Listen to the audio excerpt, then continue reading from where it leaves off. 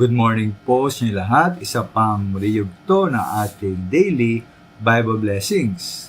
Pamagat po na ating araling ngayong umaga ay makinig bago manalangin. Makinig bago manalangin. Ano po ang mas madaling gawin? Magsalita o makinig? Kung ating pong tuusin, natin kailangan ng effort, na magsalita kaysa makinig. Sa pagkasalita, kailangan mo igalaw ang iyong labi, yung dila, yung pangat, iba pa, para magsalita. Sa pakikinig, walang dapat igalaw. Makinig ka lang. Ngunit po ating aminin mga minamahal na tila mas mahirap para sa mga tao ang makinig kaysa magsalita. Kaya kailangan pong sabihin sa Santiago 1:19 na tayo ay magmaliksi sa pakikinig at magmakupad sa panalita. Dahil ang malimit na hamon at problema sa atin ay mabilis tayo magsalita at mabagal naman tayong makinig. Ito mga minamahal, ukol po sa ating ugnayan sa ating Panginoon.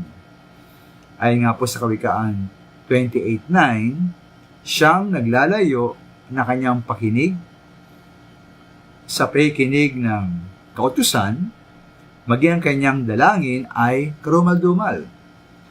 O sa ibang salin, ang panalangin ng taong hindi sumusunod sa kautusan ay kasuklang-suklang. Kaya po ating pong nais na tayo pakinggan ng ating Diyos, ang ating panalangin, pakinggan ng Panginoon, tawag muna tayong makinig sa kanyang utos at sumunod sa kanyang nais at kalooban.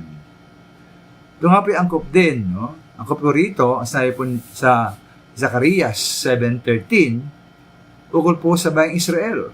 Sabi ng Panginoon, at nangyari na kung paanong siya'y sumigaw at hindi nila dininig, again siya sisigaw at hindi ko didinggin, sabi ng Panginoon na mahukbo.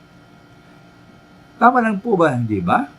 Kung isang tao ay kausap natin at ayaw makinig sa atin, bakit tayo may kinig sa kanya kung siya naman ang kausap sa atin? Kaya man ako ating pong nais na tayo pakinggan ng Diyos, ating mga panalangin pakinggan niya, tayo muna ay makinig sa Kanya. Makinig tayo sa ating Panginoon sa magitan ng Kanyang salita, ang Biblia.